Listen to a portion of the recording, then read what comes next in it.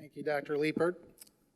So I'm really excited to dig into this 2.5-hour talk about coding. I know that's all what you want to do on a Saturday afternoon. I'm going to restrict my talk today specifically to procedure codes. I am the RUC advisor. I'm one of 4 members of the Advocacy and Health Policy Group that represent you, our members, in this regulatory environment. We do a very good job of doing that, but we are not rainmakers. So we cannot work outside of the rules that are required to work in this environment. I do hernia repair clinically, but it won't impact anything that I have to say during this talk. So this is a quote from one of the general surgeons in my division back home. And unfortunately, this is a misguided quote, because the reality is you need to understand this, because ultimately this is what puts bread on the table.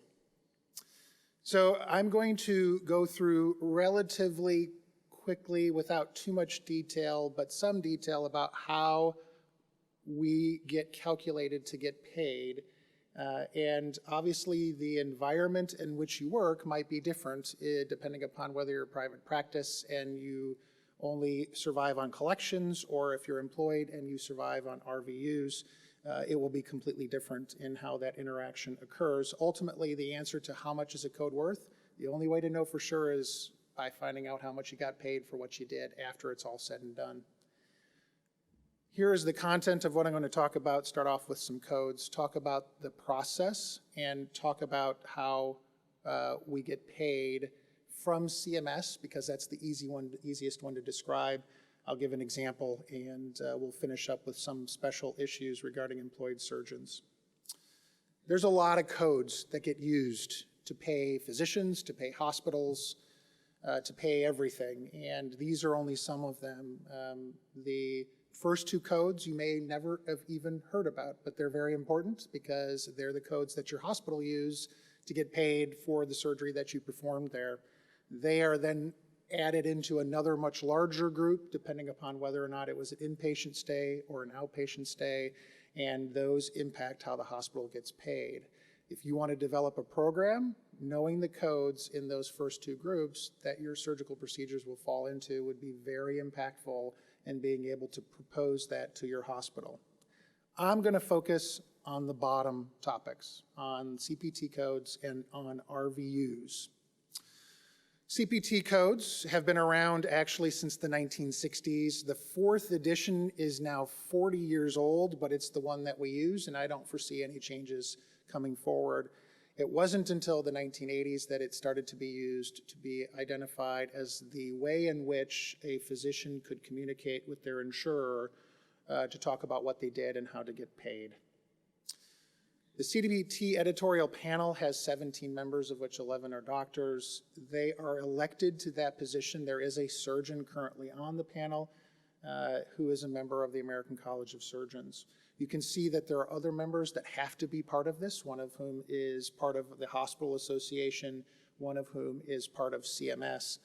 And there are 2 specialists who are not physicians, who are allied health specialists, who are also on there. That's the HICPAC members as well. And then there's a much larger group, the Advisory Committee, which basically are members of specialty societies who have a seat in the AMA House of Delegates. And it's very important for members of a society to have an AMA membership, because if there are not enough members of a society that have AMA memberships, the AMA will not give you a seat in the House of Delegates, and you will not have a voice in this process. So SAGES members who are AMA members, thank you very much, because you allow us to speak on your behalf. The CPT Code Taxonomy relies upon 3 categories, and the most important one is Category 1. That is the one that is considered the mainstream codes. That would be, for example, a laparoscopic cholecystectomy. We as physicians never would see a Category 2 code, but some of us who do innovative procedures might find ourselves using Category 3 codes. These codes are generally there to represent emerging technology, and they are only there for a relatively short period of time, usually for 3 to 5 years, before they're either advanced to a Category 1 code or they're discarded because the technology never really took on. There are very specific guidelines that determine when a Category 1 code can be obtained. And there are literature supports, but the most important one and the hardest one is to show that this is a treatment strategy that is used widely across the United States. It has to be the United States, and that it is something that's considered part of routine care. If it's not, it would probably be considered a Category 3 code, much less restrictions with regard to what has to be done to get an approval for a Category 3 code. There's a lot of concern about the potential for a procedure obtaining a Category 3 code because many times insurers will not pay for it. Now, there are examples of Category 3 codes that do get paid for or did get paid for and were advanced to a Category 1 code. The transanal endoscopic microsurgery would be a perfect example of a procedure that started as a Category 3, was paid for as a Category 3, and then advanced to a Category 1. CPT codes are aimed at the typical patient. So it's not the lap chole that you're doing after your day of a full operative procedure where you end up having to do the intraoperative cholangiogram and it takes forever because there's a significant amount of inflammatory process. It's the patient who has biliary colic because that's the majority of lap choles. So you can, as we'll talk when we get into the reimbursement, justify added work, but you have to justify it very well in your documentation. CPT codes tend to include the work that's done on the day of the procedure, the day preceding the procedure, and depending upon whether or not it is a global period of 0, 10, or 90 days, it may include up to 90 days of work that follows that procedure. The goal is to include all of the work that would be typically involved in that procedure. So for example, if you're doing an open right hemicolectomy, you're going to bill for an open right hemicolectomy. If you end up doing a closure that might be a little bit more complex, that's still part of a open right hemicolectomy. If you try to bill separately for a hernia repair, that would be unbundling, and that's just not something that's allowed to occur. So once you propose, if we were to bring forward a proposal to the CPT editorial panel, our members would testify on its behalf. We would submit our opinion in advance and then testify in front of the panel. The panel has to make a decision, and they might decide that they agree with us and they'll give us a Category 1 code, but they might decide that actually it's not as mainstream as we would like, and they'll call it a Category 3 code, and we have no control at that point. Once the code is submitted, the harness in the roller coaster is on, and you're going up and going down that hill, no matter whether or not you want to or not. So they can make that decision. They will also make the decision on the global period, and they will decide whether to locate the code in endoscopy, in surgery, and we have no control over that either. It just happens. We do the best we can, but they ultimately make the decision.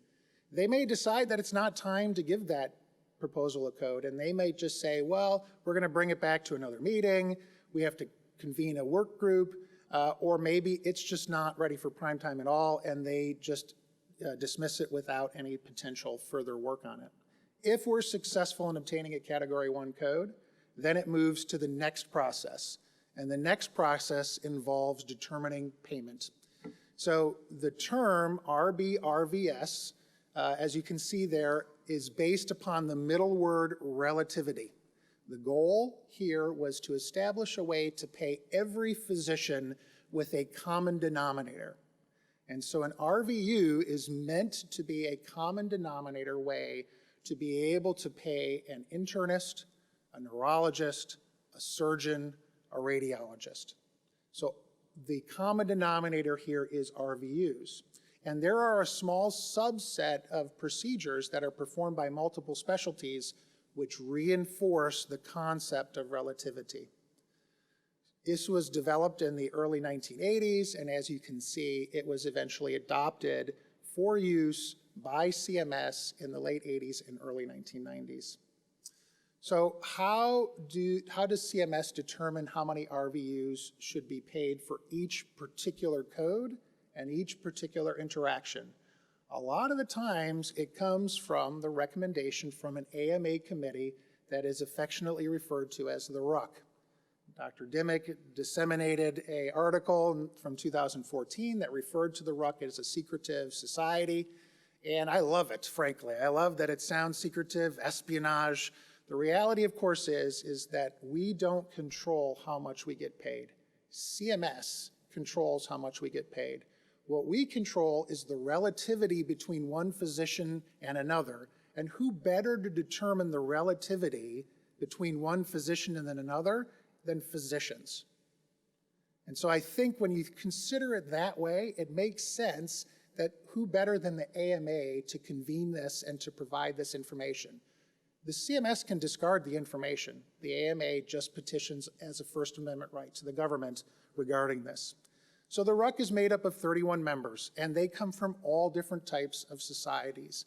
One of the knocks against the RUC has been that it's predominantly occupied by surgeons, and that's no longer the case. In fact, the majority now are non-surgeons on the RUC.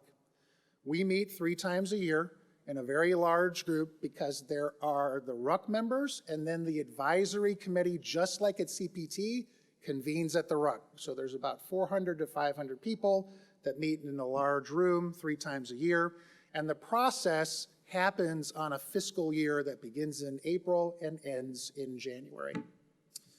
Codes are reviewed at the RUC, and there's a lot of reasons that codes come up. Sometimes it's a new code. Sometimes it's because the RUC has identified that suddenly a code is being used a lot more than they thought it would be used. For example, 15734 recently came up because it was being used a lot more than what was initially anticipated as a flap code. Now it's being used for hernia repair. We, along with the College of Surgeons, were able to actually show that it has 2 uses, and we surveyed it separately, and we were able to show that we could maintain value to our members, and you actually ended up getting a little bit more RVUs by using that code, despite the fact that it was brought up for resurveying. That is unusual. Generally speaking, whenever a code comes back forward, it's going to lose value. So if we're bringing forward a code that was developed in the 1990s, and now we want to say, well, there is a new version of this procedure that we want to get paid more for. Unfortunately, when you look, a lot of those codes were based on tying off all of the vessels with suture rather than with an electrosurgical device, and ultimately, you end up potentially opening a situation where you might inadvertently lose money rather than gain money just because of how this process works. So what is it in a code, and how do you get paid for it? Actually, every code has a total RVU amount, but there are 3 components that go into calculating that total RVU amount. The one that's most important to surgeons who are in typically the employed situation, or if you're in a group that uses RVUs to pay you, is the work RVU. And you can see time and intensity are the components. If I could circle this in this circumstance, time would represent 90% of the importance of this payment. Intensity has only a corroborative impact. So if it takes a long time, it kind of is anticipated that it's probably a more intense effort. There are some circumstances where brief procedures can be highly intense, but for most general surgical procedures, that's not something that we're able to show or prove. So how do we get that RVU valuation, that WRVU valuation? Well, many of you have actually probably participated in the process. We send out random surveys to our members that asks them, how long does it take to do a procedure? How intense is it? What would you compare it to? Where do you typically do it? How often does your patient go home the same day? How often do they spend more days in the hospital? And what type of services do you provide to them as an outpatient during the postoperative period? That survey process is just like a randomized controlled trial, as far as information. It is the most sacrosanct piece of information to support the value for a code. There are other ways, because sometimes the survey data is inconsistent with our proposal and inconsistent within itself. And so sometimes we can use other methods, which frankly are fairly complex and probably a little bit more than you want to talk to on a Saturday afternoon. One of the ways is magnitude estimation, which basically means if it's a lot like a lap chole, it should get close to the value of a lap chole. That's basically the idea. The two other parts are practice expense and malpractice insurance payment, and those participate in the total RVU valuation. Practice expense, incidentally, can get pretty nitpicky. That committee sometimes will argue about whether or not a patient in the recovery room should receive 3 graham crackers or 2 graham crackers. That's how nitpicky sometimes these committee meetings can get. So what does CMS do? Well, they can accept the RUC recommendation if they want to. 90% of the time they do, because it's coming from a well thought out process where physicians eat each other alive in the process, trying to defend their society, trying to show their importance and their concern about the proposed value. If it's accepted, it will go through the proposed rule, which is disseminated publicly in July. There's an opportunity for societies and the public to comment on the proposed rule. And then the final rule is published in October, and it goes into effect January 1 of the following year with the final rule. So let's go through a quick calculation here. We're in Seattle. Let's look at how much somebody could anticipate receiving from Medicare if they're here in Seattle for performing a lap chole. Well, we know that the values for the RVUs are already known. They're in the ledger. So you get 10.47 work RVUs, and you can see the numbers below that. That's the total RVUs. What's in the next column is that CMS recognizes that in each area of the country, it's a little bit different with regard to cost of living, cost of running a practice, cost of wages, and so they have a multiplier that CMS determines. We have no role in that, and it multiplies through by each one of these different values to give an adjusted value for that geographic location. And there you can see that if you're here in Seattle, you're going to get paid a little bit more than what the original proposed value was, 19.71 total RVUs.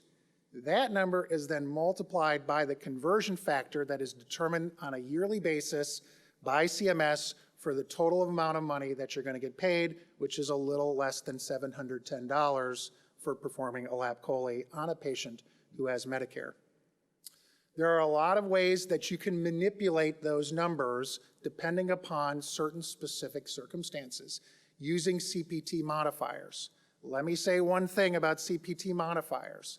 Any modifier that would suggest that you are trying to increase your payment above what is usual is looked at very closely, and overutilization of those modifiers may expose you to the risk of being audited, and nobody wants to be audited. So there are a number of different CPT modifiers. With regard to CPT utilization within CMS, you can see that there are some multiplier effects that are added on when you use them, and you justify them in your documentation. Private payers work differently. Private payers do usually use the RVU valuation as a guide, but you can frequently negotiate those. The problem is if you're an employed physician, somebody's negotiating on your behalf, and they're not just negotiating on your behalf, they're negotiating on everybody's behalf. And they may have a different agenda on whom they're going to try to work to get higher payment versus lower payment, and you may not be on the higher payment side. It's just the way it works. Unfortunately, as we all know, there's always out-of-network issues and in-network issues that impact this as well with regard to private payers. Employed physicians usually, like I said, use the RVU model. So it's important to know the basic idea of WRVUs. But there are some aspects as an employed physician that could impact how much you get paid. For example, there might be a dollar amount per RVU, and you can negotiate that, or it might be benchmarked, and it's based upon those sources. There are some special coding situations. And the most challenging one is unlisted code, and it's something that we continue to work on because there are no RVU values available for that code. Carrier pricing is the same. There are no RVUs available for that code, so you typically have to provide some comparison to the amount of work that you're doing in that circumstance. So, in conclusion, the regulatory process is pretty specific. SAGES has representatives. I have been in this process for 7 years, and I am a neophyte. Most of the people that do this have been doing it for 30 years. But you have to be patient, just like Dr. Liebert said with regard to advocacy, and ultimately you need to understand this and follow the rules to avoid audits. Thank you very much.